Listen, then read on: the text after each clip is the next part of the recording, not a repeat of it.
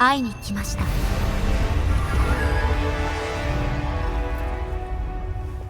Halo semuanya, selamat datang di channel Error. Kali ini gue akan melanjutkan alur cerita Phrasing the World I Built a Doomsday Safe House. Bab 774 dan 776, lanjutan alur dari komik chapter 633 yang sudah tidak update lagi. Kejadian ini berdampak besar pada Zhang Yi. Menurut rumor, mutan tingkat Epsilon di Shengjing memiliki kemampuan mengejar dan membunuh orang sejauh 1000 mil. Tetapi itu adalah pertama kalinya dia melihatnya dengan mata kepalanya sendiri. Namun, dia tidak menyangka bahwa saat pertama kali melihat kemampuan, dia malah melakukan kesalahan sebesar itu. Dia terkejut dengan kengerian guillotine di neraka, karena kekuatan aturan membuatnya merasa sangat takut. Zhang Yi berpikir dalam benaknya, jika dia dikunci oleh kekuatan semacam ini, apakah mungkin untuk melarikan diri? Namun, pada kenyataannya, Zhu Zheng awalnya bermaksud menggunakan guillotine neraka untuk membunuh Gao Changkong. Tetapi Gao Changkong menggunakan beberapa cara untuk mengalihkan rencananya. Dengan kata lain, untuk mencapai pembunuhan pasti seperti Hell Guillotine, kondisi tertentu mesti dipenuhi. Zhang Yi merasa sedikit lebih waspada. Tampaknya dia harus berhati-hati terhadap permintaan yang diajukan kota Blizzard kepadanya. Terutama tidak memberikan barang-barang pribadinya kepada pihak lain. Mungkin di masa depan, itu akan menjadi senjata ampuh bagi kota Blizzard untuk menghadapinya. Walaupun Zhu Zheng merasa marah dan menyesal, dia juga senang karena dia aman dan selamat. Dia menatap Zhang Yi, matanya menampakkan rasa terima kasih dan penghargaan yang mendalam. Zhang Yi, kali ini semua berkat dirimu. Jika kamu tidak segera menolong di saat kritis, aku khawatir kita semua akan mendapat masalah. San Lusuan dan Deng Shentong menatap Zhang Yi, mata mereka juga dipenuhi rasa terima kasih. Bahkan seseorang sesombong Deng Shentong tidak marah karena Zhang Yi mencuri perhatian. Bagaimanapun, Zhang Yi adalah penyelamat mereka. Zhang Yi tersenyum diam-diam dalam hatinya dan berkata dengan rendah hati, "Aku hanya melakukan apa yang seharusnya dilakukan oleh warga distrik Jiangnan." Zhu Zheng sangat puas dengan sikap Zhang Yi, dan dia sudah memikirkan cara untuk mempromosikan Zhang Yi. Namun saat ini, mereka punya hal lain yang harus ditangani. Setelah pertempuran, para kepala berbagai unit dan departemen di kota-kota Blizzard bergegas datang dan menyatakan kesetiaan mereka kepada Zhu Zheng. "Panglima, kamu baik-baik saja." "Bagus sekali. Saat mendengar tentang pemberontakan di pusat komando, aku sangat khawatir. Aku takut sesuatu akan terjadi padamu." "Wah, Panglima, aku khawatir sekali padamu." Kelompok ini tidak berperan apa-apa ketika perkelahian baru saja terjadi, tapi sekarang mereka berlarian sambil menangis mencari orang tua mereka. Mereka masih punya keterampilan. Lagi pula, tidak ada orang yang bodoh hatinya. Ada pengkhianat di dalam kota-kota Blizzard. Zhu Zheng pasti tidak akan membiarkannya begitu saja. Dia harus secara aktif menjauhkan diri dari pasukan Samsara saat ini untuk melindungi dirinya. Zhu Zheng menyipitkan matanya dan mengamati semua orang yang hadir. Para pejabat tinggi di kota-kota Blizzard semuanya ada di sana, tetapi beberapa dari mereka pasti berkolusi dengan pasukan Samsara. Jika tidak, mustahil bagi beberapa orang di pasukan Samsara untuk melewati semua orang dan melaksanakan operasi ini. Dari tatapan mata Zhu Zheng yang dingin, Zhang Yi sepertinya melihat bahwa pembersihan besar-besaran akan segera dimulai. Tapi apa hubungannya dengan Zhang Yi?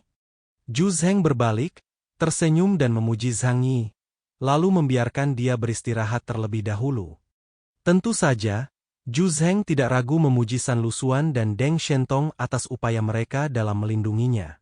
"Silakan saja, aku akan segera mengatur tenaga medis untuk merawat Mu," kata Zhu Zheng. Zhang Yi menatap tubuhnya. Dia tidak terluka dalam pertempuran ini. Jadi dia berkata, "Aku tidak perlu membuang sumber daya medis, aku tidak terluka." Zhu Zheng mengangguk, lalu pergi dikelilingi Lan Cheng dan yang lainnya. San Lusuan tersenyum dan berkata kepada Zhang Yi, Anak muda, kamu sangat baik. Pemberontakan baru saja ditumpas saat ini, tetapi kota belum stabil, dan dia perlu melindungi keselamatan Zhu Zheng setiap saat. Tak lama kemudian, petugas medis pun tiba dan merawat korban luka di lokasi kejadian. Akibat keributan pasukan Samsara, banyak prajurit yang datang ke tempat kejadian untuk memberikan dukungan terbunuh atau terluka parah. Deng Shentong bahkan mengeluarkan darah dari sudut mulutnya karena penggunaan senyawa nomor 5. Namun dia bersikap seolah-olah tidak terjadi apa-apa dan bahkan datang untuk mengobrol dengan Zhang Yi. Aku tidak menyangka kau akan bersembunyi begitu dalam. Kupikir kau akan dibunuh oleh Gao Changkong. Zhang Yi meliriknya dan berkata dengan tenang, aku tidak menyangka kau masih hidup. Deng Shentong tersenyum tenang. Aku hidup untuk mereka yang tidak berhasil. Saat menjalankan misi itu, aku sudah menyadari ada yang tidak beres. Pasti ada pengkhianat di kota-kota Blizzard. Namun, orang yang paling saya curigai adalah orang yang ada di kota saat itu, tetapi aku tidak menyangka itu adalah Gao Changkong. Zhang Yi mengangkat alisnya. Saat itu, Gao Changkong masih menjalankan misi di Danau Beiting. Secara logis, mereka tidak bisa memperoleh intelijen spesifik di medan perang, apalagi berkomunikasi dengan tim Samsara tepat waktu. Jadi, mereka sebenarnya punya kaki tangan di kota-kota Blizzard. Zhang Yi menarik napas dalam-dalam. Dia sudah bisa melihat bahwa pembersihan besar-besaran akan segera terjadi.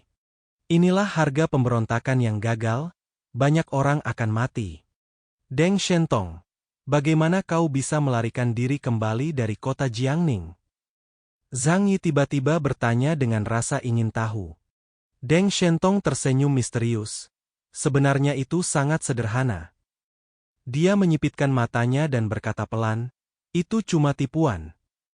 Dia tidak menjelaskan secara rinci, tetapi Zhang Yi secara kasar telah menebak cara yang digunakan.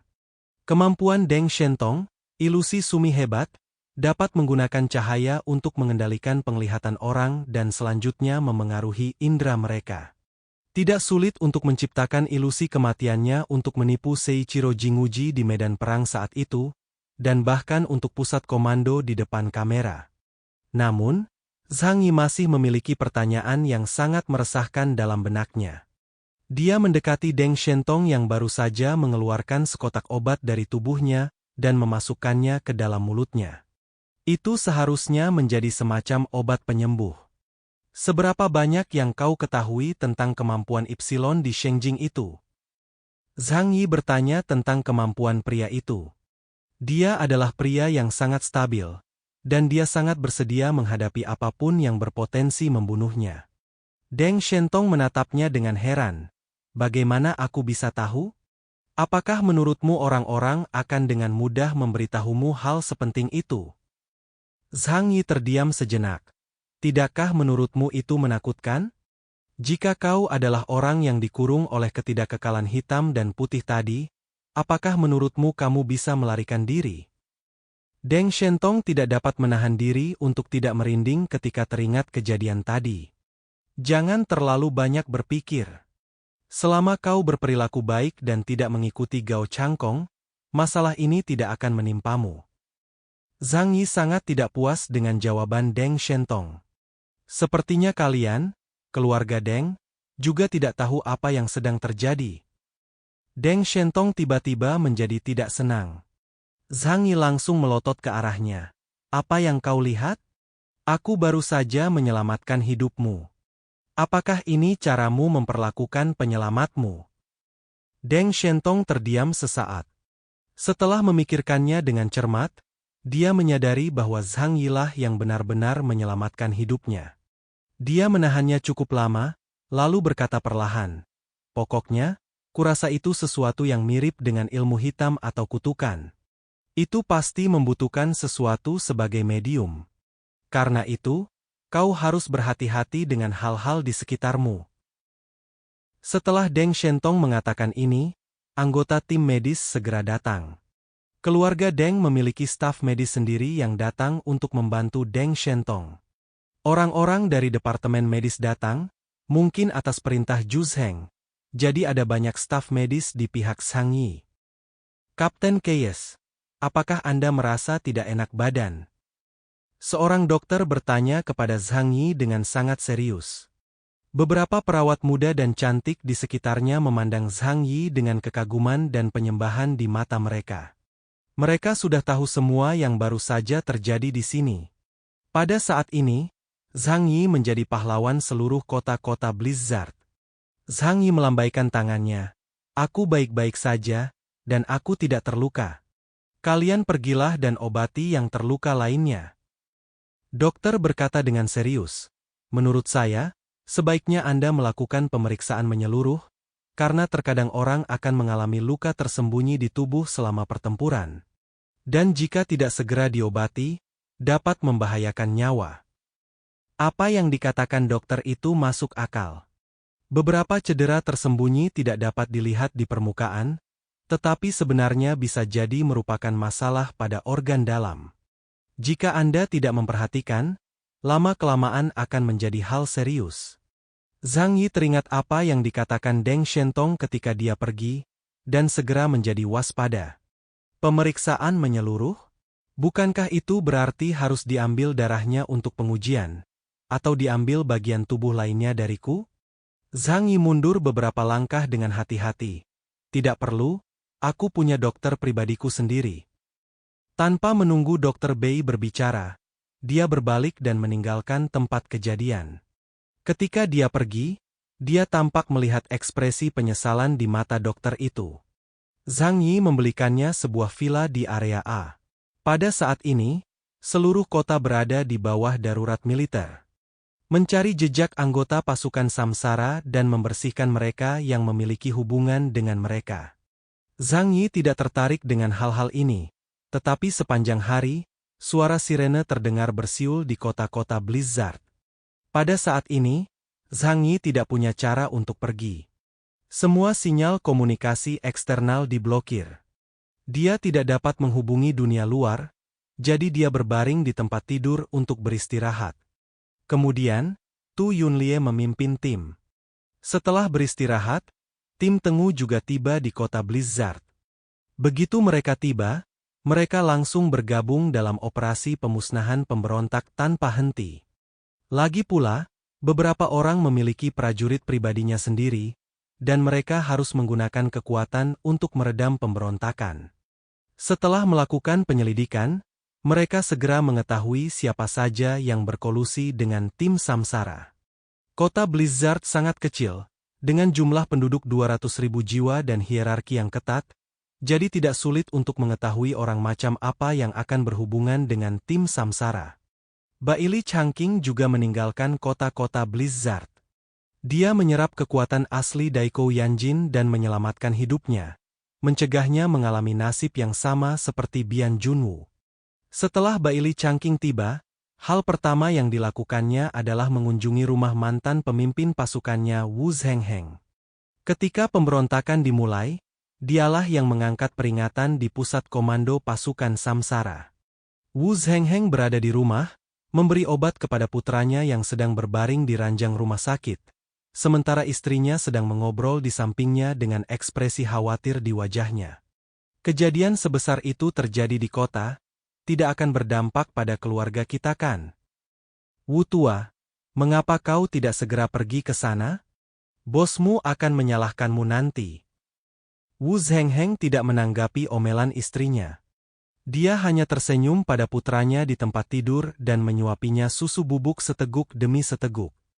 Putranya menderita penyakit jantung bawaan, yang menimbulkan komplikasi setelah kiamat. Dia telah terbaring di tempat tidur selama lebih dari setengah tahun. Bahkan makan pun hanya makanan cair. Baili Changqing datang ke sini sendirian. Dia tidak membawa siapapun bersamanya. Dia hanya ingin memberikan penghormatan terakhir kepada mantan rekan seperjuangan dan pemimpin regunya. Baili Changqing mendorong pintu hingga terbuka dan masuk dengan wajah cemberut. Ketika istri Wu Zhengheng melihat ini, dia begitu takut hingga dia segera berdiri, tidak tahu harus berkata apa. Wu Zhengheng berkata dengan tenang, dia datang menemuiku. Dia berjalan mendekati Baili Changqing sambil tersenyum dan berkata dengan tatapan memohon di matanya. Bolehkah aku mengatakan beberapa patah kata sebelum aku pergi bersamamu? Baili Changqing mengangguk dengan kaku. Wu Zhengheng menjelaskan semuanya kepada istrinya di hadapannya. Pada saat ini, istrinya menyadari bahwa ada sesuatu yang salah dan segera mulai menangis. Baili Changqing tidak peduli dengan ini, yang ada di dalam hatinya hanyalah kemarahan. Setelah Wu Zhengheng menjelaskan semua ini, dia dan Baili Changqing keluar. Mengapa? Baili Changqing menatapnya tajam. Mengapa kau menjadi pengkhianat? Jawab aku. Wu Zhengheng mendongak ke arah pria besar di depannya dan menghela napas panjang. Kau masih muda dan masih bisa bermimpi. Tapi saat kau seusiaku dan istri serta anak-anakmu sangat membutuhkan uang, kau akan mengerti aku. Aku telah bekerja keras untuk orang-orang di atas aku sepanjang hidupku. Tetapi pada akhirnya, aku bahkan tidak mampu menghidupi istri dan anak-anakku sendiri. Katakan padaku, apakah aku masih punya alasan untuk bekerja keras untuk mereka? Menghadapi pertanyaan Wu Zhengheng, Baili Changqing tiba-tiba tidak tahu harus berkata apa. Kalau saja sebelum kiamat, dengan kemampuan Wu Zhengheng saat itu, dia pasti bisa menghidupi istri dan anak-anaknya dengan sangat baik, apalagi sampai menghidupi mereka. Namun sekarang adalah akhir dunia. Kehidupan manusia tidak ada nilainya, dan sekadar ingin tetap hidup saja merupakan kemewahan yang besar. Bahkan Baili Changqing harus bekerja keras untuk mendapatkan apartemen 3 kamar tidur di area A. Melihat ini, Wu Zhengheng menghela napas dan mengulurkan tangannya. Raja neraka telah dikalahkan, aku tidak punya apa-apa untuk dikatakan. Aku hanya berharap setelah mereka meninggal, jasad mereka dapat dikuburkan bersamaku. Sekarang tidak ada anjing liar di luar, jadi kita tidak perlu khawatir dimakan kalau kita mengubur diri di saljukan. Tiba-tiba dia tertawa main-main. Pembuluh darah menonjol di wajah Baili Changqing. Klik! Dia memborgol Wu Zhengheng dan berkata dengan nada tegas dan lambat, "Jangan khawatir, aku akan mengurus mereka setelah kau pergi." Mata Wu Zhengheng terbuka, dan seberkas cahaya muncul dari kelabu keputusasaan. Baili kau. Dia tidak menangis saat ditangkap, tapi sekarang dia terisak-isak. Apa itu sungguhan? Baili Changqing mengangguk, kau tahu, aku tidak pernah berbohong. Wu Zhengheng menangis sekaligus tertawa, terima kasih, terima kasih. Selama istri dan anak-anaknya hidup dan sehat, ia tidak akan khawatir tentang kematian. Situasi yang sama terjadi di seluruh kota Blizzard.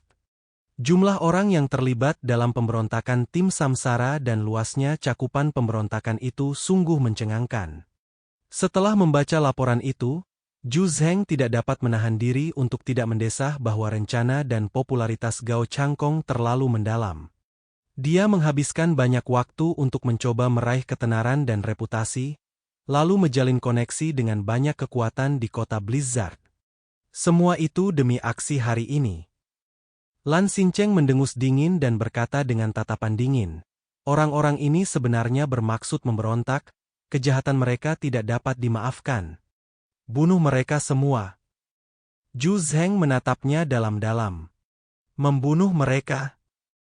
Banyak dari mereka adalah teknisi kunci, dan sebagian besar dari mereka tidak bersalah atas kejahatan berat. Paling-paling, mereka adalah kaki tangan. Jika kita membunuh mereka semua, itu akan menjadi kerugian besar bagi kota Blizzard. Berapa banyak orang yang tersisa? Lan Xincheng berkata, tapi, jika mereka tidak setia sekali, Anda tidak akan pernah bisa menggunakannya lagi. Menyimpannya juga akan menjadi bahaya tersembunyi. Zhu Zheng berpikir lama dan mendesah, manusia adalah monster yang setia pada keinginannya sendiri. Kejadian ini tidak dapat sepenuhnya disalahkan pada mereka. Dunialah yang salah. Bahkan jika kita membersihkannya dan menggantinya dengan yang lain, bukankah situasi serupa akan terjadi lagi? Pada akhirnya, Zhu Zheng memutuskan untuk menangani insiden ini secara fleksibel. Kecuali beberapa orang yang terlibat dalam kolusi dengan Eclipse Moon untuk menyakiti anggota tim Tengu, mereka dieksekusi, hukuman bagi sebagian besar lainnya relatif ringan. Namun kali ini, struktur organisasi departemen dan unit inti mengalami perombakan besar.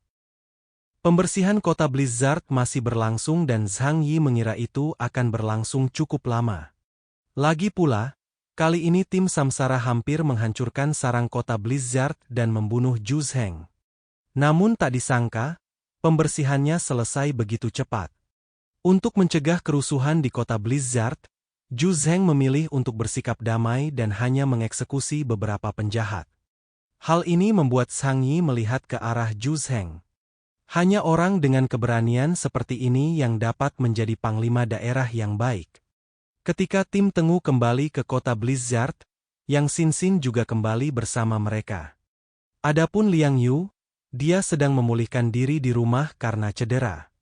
Zhang Yi bertanya tentang situasi terkini di kota Tianhai. Jawaban Yang Xin membuat Zhang Yi merasa sedikit sedih. Meskipun ada pertempuran untuk mengepung dan menekan Eclipse Moon, pasukan lokal tidak berpartisipasi di medan perang utama. Namun mereka juga menderita kerugian besar. Organisasi pangkalan utama, yang sudah tidak memiliki efektivitas tempur yang memadai, kehilangan 3.000 pasukan lagi saat berperang melawan bajak laut Tianlong. Jika ini terus berlanjut, jumlah orang di kota Tianhai akan semakin sedikit.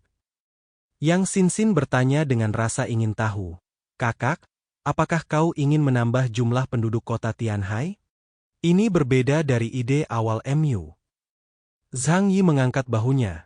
Meskipun aku benci pertikaian antar manusia, aku tetap tidak ingin melihat kota Tianhai benar-benar menjadi kota mati. Lagi pula, aku tidak lagi khawatir kalau ada yang menyerang shelter sekarang. Selama kau punya kekuatan, kau tidak perlu khawatir lagi menjadi sasaran orang lain. Yang Xin berkata sambil tersenyum, ini akan menjadi proses yang panjang untuk memulihkan populasi. Bahkan jika orang-orang di kota Tianhai diminta untuk memiliki anak sekarang, akan memakan waktu lebih dari 10 tahun untuk melihat hasilnya. Berdasarkan situasi saat ini, kita sebenarnya dapat memajukan usia subur, seperti pada zaman dahulu. Zhang Yi menggelengkan kepalanya. Dia terlalu malas untuk memikirkan hal-hal seperti itu. Sebagai manusia, jalani saja hidup dengan bahagia setiap hari. Mengapa berpikir begitu jauh ke masa depan? Ngomong-ngomong, bagaimana kabar Liang Yu dan Paman Yu? Selama pertempuran, Paman Yu dan Fatih Su keduanya ikut serta dalam pertempuran melawan bajak laut. Zhang Yi terlalu sibuk untuk mengurus mereka saat itu. Namun, dilihat dari perlengkapan militer yang diberikan Zhang Yi, mustahil bagi mereka untuk kalah dari para bajak laut biasa itu. Yang Xin berkata, lengan guru Liang terluka parah, dan tulangnya patah. Namun, untungnya, kakak You ada di sini untuk membantunya memperbaiki tulangnya. Dia akan baik-baik saja setelah pulih beberapa saat. Paman Yu, kamu tidak perlu khawatir tentang dia. Kemampuan penyembuhan dirinya sangat kuat. Dia bahkan tidak membutuhkan bantuan kakak Yo. Sedangkan untuk Fatih Su, orang itu bersembunyi di belakang sepanjang waktu, dan dia bahkan tidak terluka selapis sedikit pun. Ketika Zhang Yi mendengar jawabannya, dia mengangguk puas. Aku harap semua orang di rumah baik-baik saja. Setelah banyak kesulitan, semua orang berhasil melewati keadaan sulit di awal dekade terakhir dan menjalin hubungan yang langka. Dia tidak ingin sesuatu terjadi pada siapapun. Setelah pertempuran ini, kita bisa beristirahat sejenak. Zhang Yi memejamkan mata dan berbaring dengan nyaman di sofa. Kerusuhan di wilayah Jiangnan telah teratasi, dan kelompok Eclipse Moon dan bajak laut Tianlong telah dimusnahkan, yang juga akan membawa stabilitas jangka panjang bagi kota-kota pesisir. Satu-satunya yang perlu kita khawatirkan adalah tim Samsara yang melarikan diri. Keberadaan mereka masih belum diketahui, tetapi mereka sudah masuk dalam daftar pencarian orang di seluruh kerajaan Huasu, dan level misinya adalah S. Begitu ditemukan, saya takut tim khusus alien di setiap wilayah akan memburu mereka. Zhang Yi tidak terlalu khawatir kalau Gao Changkong akan membalas mereka. Gao Changkong adalah orang yang cerdas dan tidak akan melakukan hal yang tidak berarti. Targetnya adalah para pemimpin puncak kota Blizzard yang dipimpin oleh Zhu Zheng. Jika dia gegabah pergi ke kota Tianhai untuk menyerang Zhang Yi, pertama, dia tidak akan mampu mengalahkan Zhang Yi dalam hal kemampuan, dan kedua, akan mudah untuk mengungkap posisinya. Zhang Yi menduga bahwa dia kemungkinan besar akan menyembunyikan diri, seperti yang telah dilakukannya sebelumnya, dan mencari kesempatan yang tepat untuk mencoba menumbangkan posisi Zhu Zheng lagi. Tapi itu semua tidak ada hubungannya lagi dengan dia. Setelah diselidiki, diketahui bahwa semua anggota mantan tim Samsara, di bawah pimpinan Kapten Gao Changkong, mengkhianati rakyat dan cita-cita mereka, berkolusi dengan Neon Ronin, dan menyebabkan kerugian besar bagi wilayah Jiangnan. Namun di bawah pimpinan Panglima Zhu Zheng, wilayah Jiangnan bersatu dan menghancurkan rencananya untuk memecah belah wilayah dan merebut kekuasaan. Sepanjang operasi, Kapten Pasukan Tengu, dengan nama Sandy Keyes, menghadapi segala rintangan dan memimpin jalan, mengalahkan organisasi Eclipse Moon bajak laut satu demi satu. Dan kembali ke kota Blizzard tepat waktu untuk mengalahkan para pengkhianat tim Samsara asli secara langsung. Jika ada orang di wilayah Jiangnan yang memiliki informasi tentang anggota regu Samsara, harap laporkan ke departemen terkait sesegera mungkin. Jika ada yang tidak melaporkannya, ia akan dihukum sebagai kaki tangan. Ini laporan berita pagi hari ini. Zhang Yi sedang sarapan di kamar dan menonton berita di TV. Kali ini kejadiannya begitu serius sehingga semua orang di kota mengetahuinya, dan tidak dapat disembunyikan sama sekali. Tetapi departemen propaganda di bawah Zhu Zheng tidak hanya ada di sana dan tidak melakukan apa-apa. Langit yang tinggi dan tinggi telah runtuh, dan mereka harus mendirikan bendera baru untuk menenangkan orang-orang tua. Oleh karena itu, Zhang Yi, seorang asing dari luar kota, menjadi kandidat terbaik. Dengan asal-usul yang sederhana, kemampuan yang luar biasa, dan prestasi yang menonjol, mudah untuk memuaskan fantasi masyarakat kelas bawah. Melihat kondisinya telah stabil, Zhang Yi memutuskan untuk mengucapkan selamat tinggal kepada Zhu Zheng dan kembali ke kota Tianhai untuk beristirahat dengan baik. Dia meninggalkan villa di kota Blizzard, dan para penjaga di luar memberi hormat kepadanya ketika mereka melihatnya. Para prajurit Yanyun menatap Zhang Yi dengan mata berapi-api penuh rasa hormat. Itulah ekspresi yang ditunjukkan untuk seorang pahlawan. Ketika Zhang Yi keluar pintu, dia segera mendengar seruan dan jeritan dari mana-mana. Zhang Yi menoleh dan melihat ada orang di luar pagar. Ada pria dan wanita, dan mereka dengan bersemangat meneriakkan nama kode Zhang Yi, Keyes.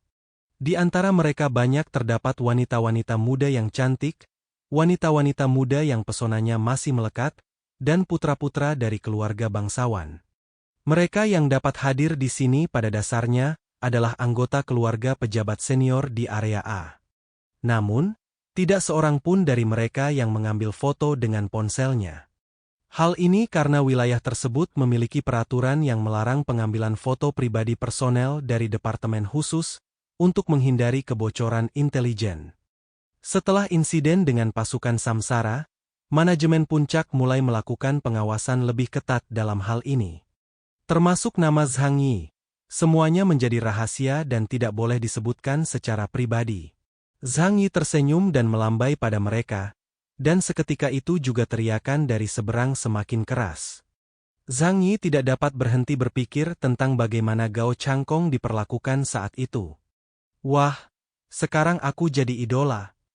Pada hari-hari terakhir, manusia sangat membutuhkan berhala sebagai penopang rohani.